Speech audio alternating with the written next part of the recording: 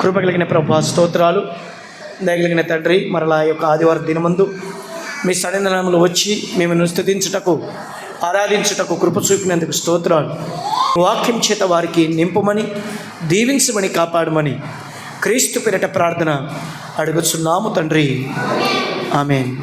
ఎఫెసు సంఘముకు బోధించిన 6 రకములైన నడకలు ఎన్ని చెప్పండి? 6. ఎఫెసు సంఘానికి పౌలు గారు ఇంచుమించు 6 నడకల గురించి మాట్లాడుతున్నాడు. చాలా ఉన్నాయి, సంఘానికి బోధించిన విషయాలు చాలా ఉన్నాయి ప్రేమైన దేవుని వారలారా. అయితే అతి ప్రాముఖ్యమైన విషయాలు ఇంచుమించు ఎన్ని అంటే, ఈరోజు ఆయా సంఘాలు ఆయా ప్రాంతాలలో ప్రపంచ యావత్తుగా మరి సార్వత్రిక సంఘముగా పిలువబడుతున్న ఏ సంఘాలు అయితే ఉన్నాయో ఆ సంఘాలన్నిటికి కూడా ఈ వాక్యము చాలా ప్రాముఖ్యమైనది ప్రేమైన దేవుని వారలారా. ఆ రోజు పౌలు గారు ఎఫెసు సంఘానికి ఉద్దేశించి మాట్లాడాడు, కానీ వాస్తవంగా అంటే ప్రపంచ యావత్తుకు సంబంధించిన ఈ అద్భుతమైన విషయాలు ఏమైనా ఉన్నాయి అంటే ఆ విషయాలే ఎఫెసు సంఘానికి చెప్పిన ఈ 6 నడకల గురించి మాట్లాడాడు ప్రేమైన దేవుని వారలారా. ఎఫెసు సంఘంలో మొట్టమొదటిగా మరి సంఘము పరిస్థితి గమనించిన పౌలు గారు ఏమని చెబుతున్నాడో మీరు చూడగలిగితే, ఎఫెసు పత్రిక 2వ అధ్యాయము 1వ వచనం నుండి 3 వచనాలు చూడగలిగితే చూడండి ఒకసారి. మీ అపరాధముల చేతను పాపముల చేతను మీరు చచ్చిన వారే ఉండగా. ఇక్కడ గమనించండి, సంఘం ఎలా మారిపోయిందంటే, మానవుడు ఎలా మారిపోయాడంటే మన అపరాధముల చేత పాపముల చేత. ఏమైనా చెప్పండి. చాలామంది మనము చనిపోయిన వారిని చూస్తుంటాం. చనిపోయిన వారిని చూసి మనం ఏమంటామంటే చచ్చిపోయాడు ఈయన అని చెప్తుంటాం. ఈయన శరీరంలో నుండి ఈయన ఆత్మ వదిలిపెట్టి వెళ్ళిపోయింది కాబట్టి ఈయన చనిపోయాడు అని చెప్తుంటాం మనం.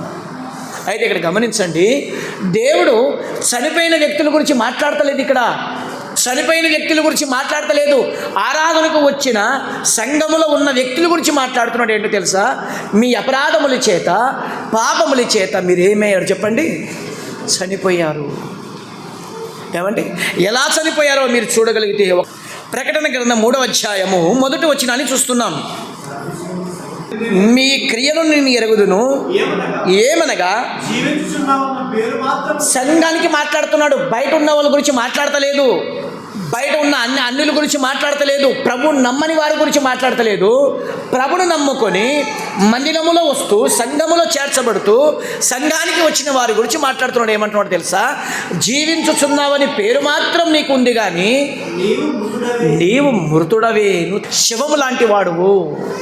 నువ్వు ఎన్నిసార్లు వాక్యం విన్నా, ఎన్నిసార్లు దేవుని వాక్యం నీకు గద్దించినా, ఎన్నిసార్లు నీకు దేవుని వాక్యం చేత నీకు మేలు కొలిపినా నీ జీవితాన్ని మార్చుకోలేదు గనక నువ్వు జీవించుచున్నావు అని పేరు మాత్రం నీకు ఉంది, కానీ నువ్వు మృతుడవి.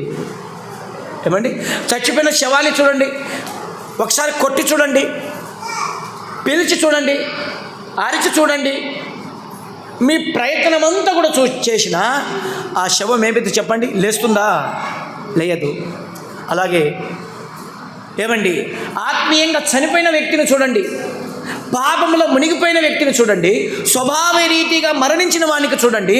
నువ్వు ఎంత వాక్యం చెప్పినా, ఎన్నిసార్లు వాక్యంతో గద్దింపబడుతున్నా, దేవుని సేవకుడు దేవుని వాక్యం చేత ఎంతగా మనకు చెబుతున్నా, ఏమండి, శవం ఎలాగైతే అరిచినప్పుడు పలికినప్పుడు ఎలాగైతే అది పలకకుండా నిద్రిస్తుందో, మనము కూడా దేవుని వాక్యం చేత ఎన్నిసార్లు గద్దింపబడుతున్నా మన నోట ఉలక ఉండదు, పలక ఉండదు. ఇదే విషయము ఎఫెసు సంఘానికి చెబుతున్నాడు. కాబట్టి ప్రియులారా, స్వభావ రీతిగా మరణించిన ఆ సంఘాన్ని ఏమండి ఎవరు రక్షించారని పౌలు గారు చెబుతున్నారు అంటే, అదే 2వ అధ్యాయము 5వ వచనం చెప్తున్నాడు.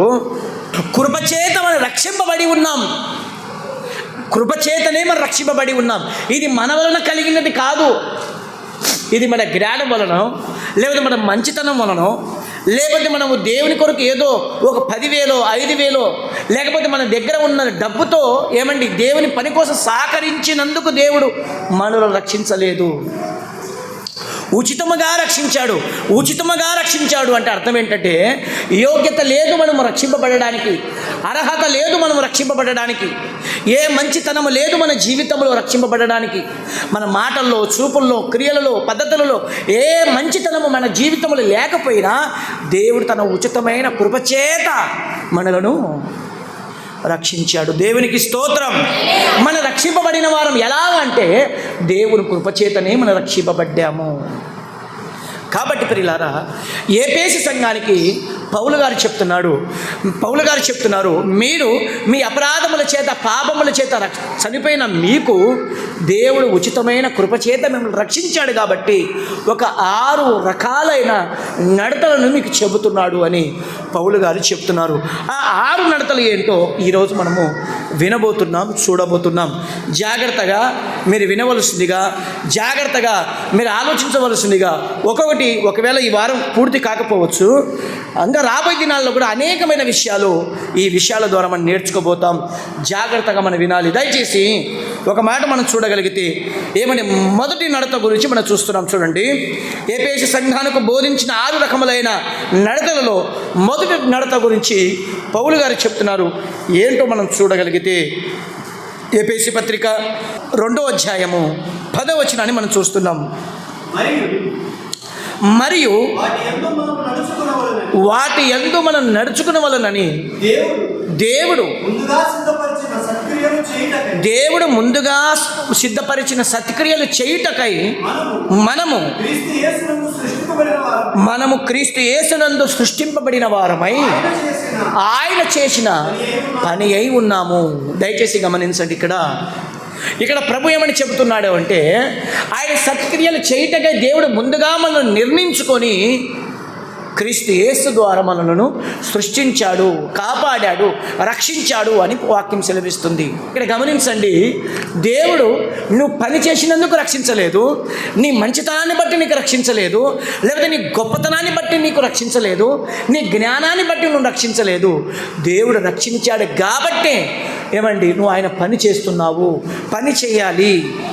ఏమండి ఇప్పుడు చూడండి, బయట ఉన్న ప్రజలు ఎంతోమంది బయట ఉన్నారు. వాళ్ళ దగ్గర వెళ్ళి అయ్యా మీరు దేవుని పని చేయాలి, లేకపోతే సత్క్రియలు చేయాలి అని మీరు బయట అడిగితే వాళ్ళు చెప్తారు, సత్క్రియ అంటే ఏంటి, మేమెందుకు చేయాలి దేవుని పని, మా పనులే మాకు సరిగ్గా జరగట్లేదు, మా పనులు చేసుకోవడానికి మాకు టైం లేదు, దేవుని పని చేయడానికి మా దగ్గర టైం ఎక్కడా. మనం చేసిన సత్క్రియలను బట్టి మనకు రక్షించలేదు, కానీ ఏమండి ఆయన రక్షించాడు కాబట్టి మనం సత్క్రియలు చేయాలి. మనలను కాపాడాడు కాబట్టి మనం సత్క్రియలు చేయాలి. మనల్ని తన కృపలో భద్రపరిచాడు కాబట్టి మనం సత్క్రియలు చేయాలి. ఇంతకీ సత్క్రియ అంటే ఏంటి? ఏమైనా దేవుని వారలారా, సత్క్రియ అంటే భక్తుడైన మీకా గారు ఒక మంచి నిర్వచనం చెప్తున్నాడు. ఆ మాట ఏంటో మనం చూస్తాం. చూడండి ఒకసారి. మీకా రాసిన గ్రంథం 6వ అధ్యాయము 8వ వచనాన్ని మనం చూడగలిగితే, మనుషుడా ఏది ఉత్తమమో అది నీకు తెలియజేయబడుచున్నది. బాగా వినండి మాట. న్యాయముగా నడుచుకున్నటయు, కనికరమును ప్రేమించుటయు, దీన మనసు కలిగి నీ దేవుని ఎదుట ప్రవర్తించుటయు, ఇంతే కదా యెహోవా నీకు అడుగుచున్నాడు. దేవునికి స్తోత్రం. ఇక్కడ 3 విషయాలు చెప్పాడు. ఏంటో తెలుసా? సత్క్రియ అంటే అర్థం ఏంటంటే ప్రియమైన దేవుని వారలారా, నువ్వు దేవుని పని చేయాలంటే మొదటిగా చెబుతున్న మాట ఏంటంటే నువ్వు న్యాయంగా నడుచుకోవాలి. రెండోది ఏంటి చెప్పండి? కనికరంతో నువ్వు కనికరాన్ని ప్రేమించాలి.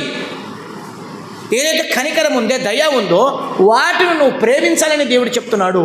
3వ విషయం ఏం చెప్తున్నాడు అంటే దీన మనసుతో నువ్వు ఉండాలి అని వాక్యం సెలవిస్తుంది. ప్రియులారా, ఇక్కడ గమనించండి. ఏమంటే న్యాయముగా నువ్వు ఉండాలి అని ఎందుకు చెప్తున్నాడంటే దేవుడు ఎవరో తెలుసా? న్యాయవంతుడు. న్యాయాన్ని ప్రేమించండి, లేకపోతే న్యాయంగా అనుసరించండి అని భక్తుడు చెప్తున్నాడు. ప్రియులారా, ఈ మాట ఆ రోజుల్లో ఉన్న ఆ ఇశ్రాయేలు ప్రజలకు కావచ్చు, యూదులకు కావచ్చు, ఈరోజు క్రైస్తవులకి కావచ్చు, ఈ మాట ఎందుకు నొక్కి చెప్తున్నాడు అంటే మొట్టమొదటిగా దేవుడు ఎవరు అని అంటే ఆయన న్యాయాధిపతి. ఎవరు చెప్పండి? ఆయన న్యాయాధిపతి. ప్రియులారా, న్యాయాధిపతి అంటే అర్థం ఏంటంటే న్యాయం తీర్చేవానికి కనికరం ఉండదు. ఏముండదు చెప్పండి? న్యాయం తీర్చేవానికి కనికరం ఉండదు. మీరు చూడగలిగితే ప్రియులారా, బైబిల్ గ్రంథంలో న్యాయాధిపతులని మనకు కనబడతారు. ఈ న్యాయాధిపతులను మనం చూడగలిగితే వారికి దేవుడు చెప్పిన మాట, ఏ శత్రు సైన్యాన్ని నువ్వు చంపమంటే ఖచ్చితంగా చంపాల్సిందే. కనికరము ఉండేది ఉండకూడదు ఖచ్చితంగా. అది స్త్రీలు కావచ్చు, పిల్లలు కావచ్చు, వృద్ధులు కావచ్చు, నువ్వు ఖచ్చితంగా చంపేయమంటే ఖచ్చితంగా చంపేయాల్సిందే. ఇది న్యాయాధిపతి చేయవలసిన పని. ప్రేమైన దేవుని వారలారా, న్యాయాధిపతి ఒకవేళ హృదయములో కనికరముతో నిండి ఉన్నా, ఏ స్థానంలో అయితే కూర్చున్నాడో ఆ స్థానాన్ని బట్టి కనికరాన్ని చూపించకూడదు. ఉదాహరణకి ఏమంటే మనం కోర్టులో వెళ్తాం కదా, జడ్జి కూర్చుని ఉంటాడు. ఇక్కడ ఒక వ్యక్తి నరహత్య చేసి ఉంటాడు, ఒక వ్యక్తి నిర్దోషిగా ఉంటాడు. ఇప్పుడు నిర్దోషి మీద మరి అబద్ధంగా సృజించి ఏమని చెప్తున్నాడంటే, హత్య చేసింది ఇతడు కాదు, హత్య చేసింది ఇతడు అని చెప్తుంటాడు. ఒకవేళ పరిస్థితులను బట్టి ఇతడు నిర్దోషి అని ఒకవేళ జడ్జి గారికి అర్థమవుతున్నా, సాక్ష్యాలను బట్టి ఖచ్చితంగా జడ్జి గారు ఏం చేయాలి చెప్పండి? సాక్ష్యాలను బట్టి ఖచ్చితంగా శిక్షించాలి. ఎందుకంటే లోపల కనికరంతో ఉన్నప్పటికీ న్యాయస్థానం మీద కూర్చున్నాడు కాబట్టి ఖచ్చితంగా న్యాయస్థానాన్ని బట్టి శిక్షించవలసింది. అంటే ఒక మాటలు చెప్పాలంటే న్యాయం చేసేవానికి కనికరం ఉండకూడదు. ప్రియులారా, దేవుడు ఎలాంటి వాడో మీరు చూడగలిగితే, ప్రేమైన దేవుని వారలారా, వచనం చూడగలిగితే మంచి మాట.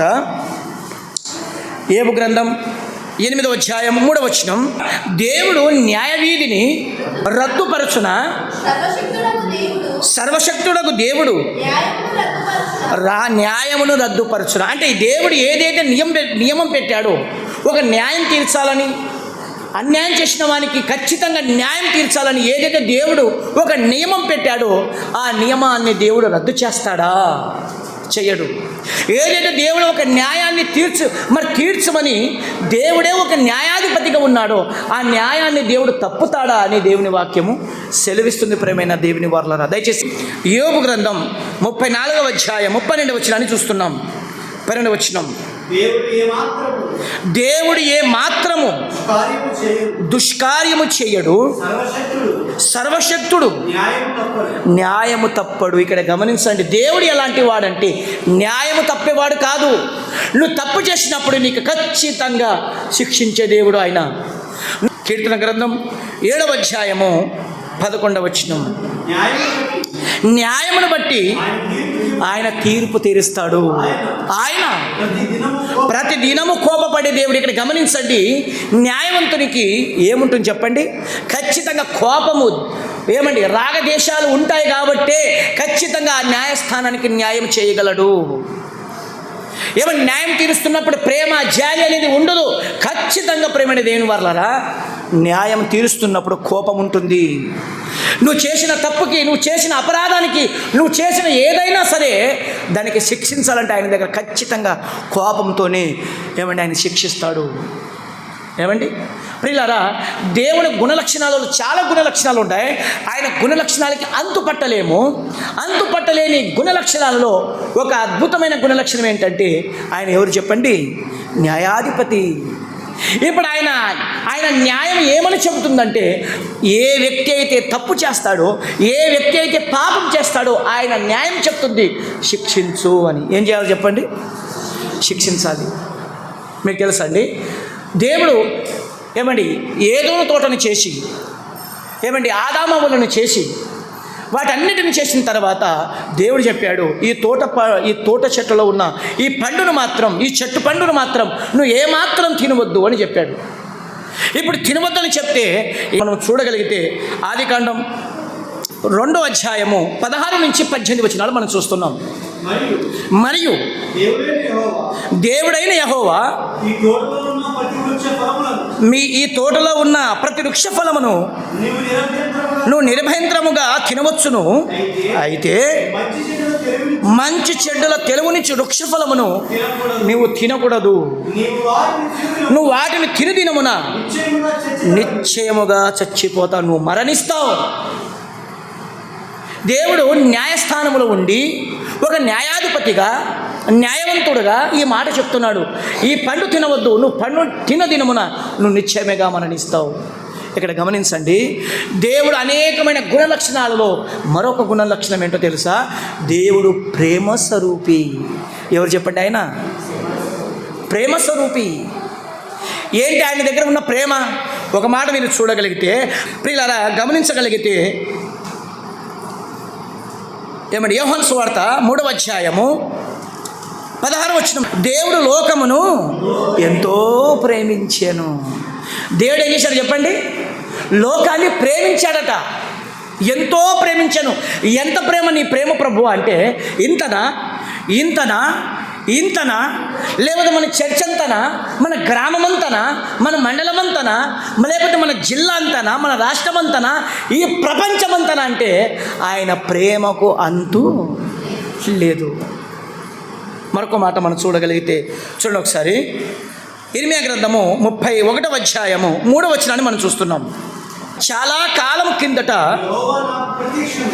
యెహోవా నాకు ప్రత్యక్షమై ఇట్లా నేను బాగా వినండి మాట, శాశ్వతమైన ప్రేమతో నేను నిన్ను ప్రేమించుచున్నాను గనుక విడవక నీ ఎడల కృప చూపుచున్నాను. దేవునికి స్తోత్రం. ఆయన ప్రేమ ఎలాంటిదంటే శాశ్వతమైన ప్రేమ. ఆయన ఎలా ప్రేమిస్తాడంటే విడవక ప్రేమిస్తాడు. మరొక మాట చూద్దామా? చూడండి ఒకసారి, 1 యోహాను పత్రిక 4వ అధ్యాయము 8వ వచనం. ఆయన దేవుడు ప్రేమాస్వరూపి. ప్రేమ లేనివాడు దేవుణ్ణి ఎరగడు. అంటే దేవుడు ఎవరు అంటే ప్రేమాస్వరూపి. ఇప్పుడు చెప్పండి, దేవుడు న్యాయాధిపతి. రెండోది చెప్పండి, ప్రేమాస్వరూపి. ఆయన దగ్గర న్యాయం ఎంత ఉందో ప్రేమ అంతే ఉంది. ప్రియులారా ఇక్కడ గమనించండి, ఇందాక ఒక విషయం చెప్పాను కదా, ఏదోను తోటలో దేవుడు ఏదోను తోటలో ఆదామవులను సృజించి అందులో చెట్టు పెట్టి ఈ చెట్టు పండును తినవద్దని చెప్తే ఆదామవులు ఏం చేశారు చెప్పండి? ఇప్పుడు దేవుని దగ్గర 2 లక్షణాలు ఉన్నాయి. ఎన్నో లక్షణాలలో 2 లక్షణాలు కనబడుతున్నాయి. ఇప్పుడు దేవుని దగ్గర ఉన్న న్యాయం ఏమంటుందంటే ఆదామవులకు శిక్షించమని చెప్తుంది. ఏది న్యాయం చెప్తుంది, శిక్షించు అని చెప్తుంది. ఇప్పుడు దేవుడు సేమ్ టైం ఏం చెప్పండి? ఆయన ప్రేమ స్వరూపి. ఇప్పుడు ఆయన ప్రేమ చెప్తుంది శిక్షించవద్దు, రక్షించు అని. ఇప్పుడు ఎక్కడ పోవాలో చెప్పండి దేవుడు? ఇప్పుడు శిక్షిస్తే దేవుని దగ్గర ఏమి లేని వాడిగా కనబడతాడు, ప్రేమ లేని వాడిగా కనబడతాడు. దేవుడు ప్రేమిస్తే దేవుని దగ్గర ఏం తప్పినట్లు కనబడుతుంది? న్యాయం తప్పినట్లు కనబడుతుంది. ఇప్పుడు ప్రేమించాలా, శిక్షించాలా? ఇప్పుడు వీరండింటి మధ్యన ఎవరు నలిగిపోతున్నారు చెప్పండి? దేవుడు నలిగిపోతున్నాడు. ఈ నలిగిపోవడానికి కారకుడు ఎవరు చెప్పండి? చూశారా? అంటే ఇప్పుడు మానవుడు దేవునికి ఇరుకాటంలో పెట్టేశాడనమాట. అర్థమవుతుందా మీకు? కాబట్టి దేవుడు ఏమంటున్నాడంటే, ప్రియులారా మీరు ఎలా నడుచుకోవాలంటే న్యాయంగా నడుచుకోవాలి అని చెప్తున్నాడు. ప్రియులారా ఇక్కడ గమనించండి, దేవుడు ప్రేమ స్వరూపి. ఇప్పుడు ప్రేమ చూపించాలి. దేవుడు న్యాయాధిపతి. ఆయన దగ్గర ఉన్న న్యాయాన్ని బట్టి శిక్షించాలి. శిక్షిస్తే ప్రేమ లేని వాడిగా కనబడతాడు, ప్రేమిస్తే న్యాయం తప్పిన వాడిగా కనబడతాడు. కాబట్టి ప్రియులారా దేవుడు తన న్యాయవంతుడని నిరూపించుకోవడానికి యేసుక్రీస్తు ప్రభుల వారు దేవుడిగా ఉన్న ఆయన మానవుడుగా ఈ లోకానికి వచ్చాడు. మానవుడిగా ఈ లోకానికి వచ్చి ప్రేమైన దేవుని వల్ల గమనించండి, మానవుడిగా ఈ లోకానికి వచ్చి ఏం చేశాడో మీరు చూడగలిగితే ఆ మాట మీరు చూడండి ఒకసారి. రోమపత్రిక మానవుడు చేసిన పాపముల గురించి మనం చూడగలిగితే 5వ అధ్యాయము 12వ వచనం, ఇట్లుండగా ఒక మనుషుని ద్వారా పాపము ద్వారా మరణమును, అలాగుననే మనుషులందరూ పాపం చేసినందున మరణం అందరికి సంప్రాప్తమాయను. ఆదాము చేసిన పాపాన్ని బట్టి మనందరిపైన అది ఆపాదించబడింది. మనందరము చేసిన పాపాన్ని బట్టి మరణం అనేది అందరికీ సంప్రాప్తమైంది. చూశారా? ఇప్పుడు మన అందరము పాపం చేశాము, దేవుడి న్యాయం చెప్తుంది అందరికీ శిక్షించుమని. రోమపత్రిక 3వ అధ్యాయం 23వ వచనము, ఏ భేదము లేదు, అందరూ పాపము చేసి దేవుడు అనుగ్రహించు మహిమను పొందలేకపోతున్నారు. అందరూ పాపం చేశాం, అందరూ పాపం చేసినందుకు దేవుని శిక్ష అంటుంది, శిక్షించు అని. ఏమండి, మరొక మాట చూడగలిగితే రోమపత్రిక 6వ అధ్యాయము 23వ వచనం చెప్తుంది ఒక మాట. ఏంటి అంటే, పాపం వల్ల వచ్చు జీతము మరణం. ఏలయనగా పాప వల్ల వచ్చు జీతం మరణం. మనము చేసిన పాపాన్ని మరణం వస్తుంది, మరణం సిద్ధంగా ఉంది. దేవుడు చెప్తున్నాడు, మిమ్మల్ని శిక్షించాలా? ఇప్పుడు మిమ్మల్ని శిక్షించాలంటే నేను ఏం లేనివాడిగా కనబడతాను, ప్రేమ లేనివాడిగా కనపడతాడు. కాబట్టి ప్రియులారా, మానవులు చేసిన పాపము కోసము న్యాయాధిపతి అయిన దేవుడు మానవ స్వరూపాన్ని ధరించుకొని వచ్చి మన పాపముల కోసమే ఎలా కనబడుతున్నాడో మీరు చూడగలిగితే ప్రియులారా, ఒకసారి చూడండి. యెషయా గ్రంథం 53వ అధ్యాయము 3వ వచనం నుంచి మనం చూస్తున్నాం. అతడు గాయపరచబడెను, మన దోషములను బట్టి నలగొట్టబడెను, మన సమాధానార్థమైన శిక్షను అతని మీద పడెను. మనకు సమాధానం చేయడానికి, మనల్ని రక్షించడానికి న్యాయాధిపతిగా ఉన్న దేవుడు మన పైన ప్రేమ ఉంది కాబట్టి మానవుడిగా ఈ లోకానికి వచ్చి మనకు రావాల్సిన శిక్ష తన మీద వేసుకున్నట్టుగా కనపడుతుంది. మనం అనుభవించవలసిన శిక్ష ఆయన మీద వేసుకున్నట్లు మనకు కనపడుతుంది. ప్రియులారా, గమనించారా? న్యాయాధిపతిగా ఉన్న దేవుడు మనం చేసిన పాపం కోసం తానే ఈ లోకానికి వచ్చి తనపైన మన శిక్షని వేసుకున్నట్టుగా, తనపైన మన అపరాధాలను మోసుకున్నట్లుగా, తనపైనే భారమైన సిలువ మన పాపపు భారాన్ని మోసుకున్నట్టుగా మనకు కనపడుతుంది. ప్రేమైన దేవుని వర్లరా, ఆయన కొరడా దెబ్బలు తింటున్నప్పుడు, పిడిగుద్దులు తింటున్నప్పుడు, ఆయన ముఖం మీద ఉమ్ముస్తున్నప్పుడు, ఆయనకు దూషిస్తున్నప్పుడు, ఆయనకు నిందిస్తున్నప్పుడు, ఆయన వీధుల్లో తీసుకుపోతున్నప్పుడు దొంగ అని కొంతమంది, దయ్యపట్టిన వారని కొంతమంది, అబద్ధికుడని కొంతమంది, దేవదూషణ చేస్తున్న వారని కొంతమంది ఎన్నో మాటలు, దూషపు మాటలు చెబుతున్నప్పటికీ మౌనం వహిస్తూ ఎక్కడి వరకు వెళ్ళాడు చెప్పండి? గొలగతా కొండ వరకు వెళ్ళాడు. ఎందుకో తెలుసా? ఆయన న్యాయవంతుడు గనక మనకు రావాల్సిన శిక్షను తాను వేసుకున్నాడు గనక. దేవుడుగా వేసుకోలేడు గనక మానవుడుగా వచ్చి మనలాంటి స్వభావాన్ని ధరించుకొని మనకు రావాల్సిన శిక్ష తన మీద వేసుకొని కలవరి కొండ వరకు వెళ్ళాడు. వెళ్ళిన ఆయన తన కాళ్ళ చేతుల మేకులు భయంకరమైన బల్లెపు పోటు, నిందిస్తున్నారు, దూషిస్తున్నారు, ఏ మాట మాట్లాడకుండా మౌనంగా మనకు రావాల్సిన శిక్షను తాను అనుభవించాడు. ప్రేమైన దేవుని వాళ్ళరా, ఒక మాట మీరు చూడగలిగితే మంచి మాట. మార్క్స్ వార్త 14వ అధ్యాయము 63వ వచనం. ప్రధాన యాజకుడు తన వస్త్రములు చింపుకొని, మనకింక సాక్ష్యములతో ఈ పని ఏమి?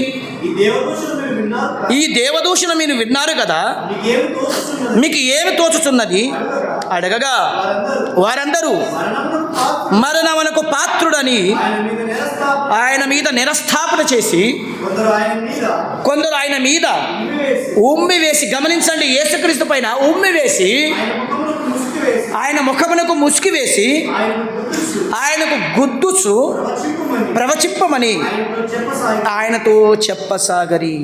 ఇక్కడ గమనించండి, ఎవరికి శిక్ష? ఎవరికి భయంకరమైన నిరస్థాపన చేసి నిందిస్తున్నది, దూషిస్తున్నది, గుద్దుతున్నది, తన ముఖం పైన ఉమ్ముస్తున్నది ఎవరికి?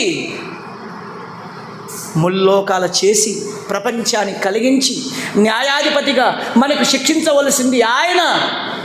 ఎక్కడ నా పిల్లలు నేను న్యాయం తీరిస్తే వారు నశిస్తారు, నేను ప్రేమ లేని వాడిగా కనపడతానని చెప్పి ఆయనే మానవుడిగా ఈ లోకానికి వచ్చి మన పాపముల కోసం తన మాట మాట్లాడకుండా మౌనంగా మన కొరకు పిలాతు నువ్వు రాజువా అని చెబితే పిలాతు దగ్గర 2 చేతులు కట్టుకొని ఒక సామాన్యుడిలాగా, ఒక ఏ పనికి రాకున్న వాడిలాగా 2 చేతులు కట్టుకొని నిలబడ్డాడంటే ఎంత ప్రేమ గలవాడు, ఎంత మంచివాడు ఆయన.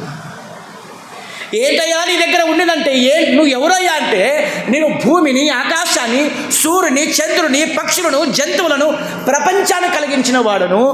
మరి ఎందుకయ్యా అంత దీనంగా నిలబడ్డావంటే, అక్కడ నిలబడడానికి కారకులు ఎవరు అంటే ఎవరు చెప్పండి? మీరే. అక్కడ నిలబడి 2 చేతులు కట్టుకొని దీనుడుగా మౌనంగా పిడుగుద్దులు తింటూ ముళ్ళ కిరీటం ధరించుకొని చేత కానివాడి వాళ్ళు ఆ మూలక నిలబడ్డాలంటే కారకులు మీరే. చూశారా? ఎందుకయ్యా నీకు అంత బాధ అంటే, నేను ప్రేమ కలిగిన వాడు కదా, నేను శిక్షిస్తే ప్రేమ లేనివాడుగా కనపడతాను కాబట్టి, మీ పైన ప్రేమ ఉంది కాబట్టి న్యాయాధిపతిగా వచ్చి ఈ లోకానికి వస్తే మీరు నశించిపోతారు, మీరు నాశనమైపోతారని చెప్పి మానవుడుగా వచ్చి మీ పైన ఉన్న ప్రేమ ఎంతో చూపించడానికి మీ శిక్షను నేను భరించి ఆ మూలకి ఆ చేతకాని వాడి వలె ఆ పిలాతు దగ్గర 2 చేతులు కట్టుకున్నట్టు కనబడుతుంది. మీరు చూడగలిగితే మార్క్స్ వార్త 15వ అధ్యాయము మొదటి 4 వచనాలు చూడండి ఒకసారి. ఉదయము కాగానే ప్రధాన యాజకులను, పెద్దలను, శాస్త్రులను, మహాసభ వారందరూ కలిసి ఆలోచన చేసి యేసును బంధించి తీసుకొని పోయి పిలాతునకు అప్పగించిరి. తర్వాత పిలాతు, యూదుల రాజు నీవేనా అని ఆయనను అడగగా, ఆయన నీవు అన్నట్టే అతనితో చెప్పాను. తర్వాత ప్రధాన యాజకులు ఆయన మీద అనేకమైన నేరములు మోపగా పిలాతు ఆయనను చూచి మరలా నువ్వు ఉత్తరమేమి ఆశ్చర్యపోతున్నాడు పిలాతు. నువ్వు ఉత్తరమేమీ చెప్పవు, ఏంటయ్యా అంత మౌనంగా ఉంటావు? ఎందుకయ్యా ఒక మాట మాట్లాడతలేదు? ఎందుకంటే నేను మాట్లాడితే మీరు తట్టుకోలేరు, నేను మాట్లాడితే మీరు భరించలేరు, నేను మాట్లాడితే నన్ను సిలువను ఎక్కించలేరు, నేను మాట్లాడితే నా శక్తిని చూపిస్తే నా ప్రజలందరికీ శిక్ష వచ్చేస్తుంది. కాబట్టి వారి శిక్షను నేను శిక్ష భరించాలి అంటే నేను మౌనంగా ఉండవలసిందే. ప్రియులారా, దేవుడు ఎవరు అంటే న్యాయాధిపతి. ఎలాంటి న్యాయాధిపతి అంటే మానవుడు చేసిన తప్పుకి ఖచ్చితంగా శిక్షించేవాడు. మరి మానవుడు చేసిన పాపాన్ని బట్టి ఆయన శిక్షించాలి. అయితే ఆయన ప్రేమ స్వరూపి కనుక మానవుడిగా ఈ లోకానికి వచ్చి మన పాపాలను తన మీద వేసుకొని న్యాయాధిపతిగా ఒకవైపు కనబడుతున్నాడు, శిలువ పైన తనకు తాను శిక్షించుకొని మనకు ఎంత ప్రేమ చూపుతున్నాడో. శిలువ మరణం అంటేనే ఏం కనబడాలి చెప్పండి మనకి? దేవుడు ప్రేమ స్వరూపి. దేవునికి స్తోత్రం. నువ్వు న్యాయంగా నడుచుకోవాలి, నీ మాటలో న్యాయం కనపడాలి, నీ చూపులో న్యాయం కనపడాలి, సంఘములో న్యాయంగా ఉండాలి, సమాజంలో న్యాయంగా కనపడాలి. నీ జీవితం అంతా కూడా న్యాయవంతుడుగా నీ జీవితం ఉండాలి. ప్రియులారా, ఒక మాట చూసి ముందుకు వెళ్దాం మనం. చూడండి ఒకసారి, ఒక మంచి మాట ఉంటుంది బైబిల్ గ్రంథంలో. యోబు గారి గురించి మనం విన్నాం కదా. ఆయన యథార్థవంతుడును, తర్వాత న్యాయవంతుడును, చెడుతనమును విసర్జించిన వాడును, దేవుని యందు భయభక్తులు గలవాడు గనుకనే దేవునికి అంగీకరింపబడ్డాడు. అద్భుతంగా తన జీవితం మనకు కనబడుతుంది. యోబు ఎవరు అంటే న్యాయవంతుడు. ఎలాంటి న్యాయవంతుడు అంటే తన జీవితంలో ఏ తప్పు చేయకుండా పరిశుద్ధంగా బతికినవాడు. అది న్యాయవంతుడు అంటే అర్థం. ప్రియులారా, మనం కూడా మన నోటుల్లో న్యాయం కనపడాలి, మన చేసే పనిలో న్యాయం కనపడాలి, సమాజంలో న్యాయం కనపడాలి, సంఘంలో న్యాయంగా ఉండాలి.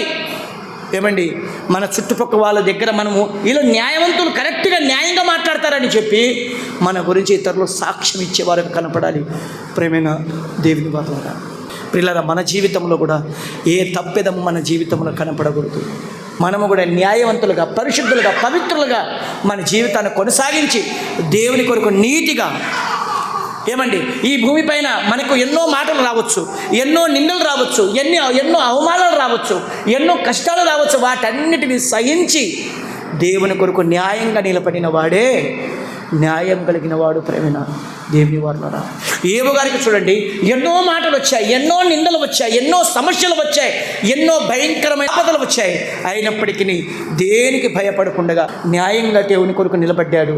చివరికి ఉన్నత స్థానంలో దేవుడు నిలబెట్టాడు. ప్రేమైన దేవుని వారులారా, మన జీవితాల్లో కూడా న్యాయవంతులుగా మనకు కనపడాలంటే దేవుని కొరకు నిలబడదాం, పరిశుద్ధంగా బతుకుతాం. ఎందుకు ఇంత పరిశుద్ధంగా బతకాలి అంటే, ఎందుకు మనం న్యాయవంతులుగా నిలబడాలంటే, న్యాయవంతుడైన దేవుడు తన న్యాయం తీర్చడానికి మానవుడుగా వచ్చి తన పైన శిక్ష చేసుకున్నప్పుడు మన పాపములను మనం ఎంతగా మరి ఖండితంగా పరిశుద్ధంగా పవిత్రంగా ఉండాలి. ప్రేమైన దేవుని వారులారా, కాబట్టి ఆలోచించి మన జీవితాలు కూడా ఇంకా న్యాయంగా బతుకుతున్నామా, లేకపోతే మన జీవితంలో ఎక్కడైనా అన్యాయంగా కనబడుతుందా, ఇంకా ఎక్కడైనా చిన్న లోపాలు, చిన్న పాపాలు, చిన్న చిన్న తప్పిదములు ఎక్కడైనా కనబడుతున్నాయా, వాటిని విడిచిపెట్టుకుందాం.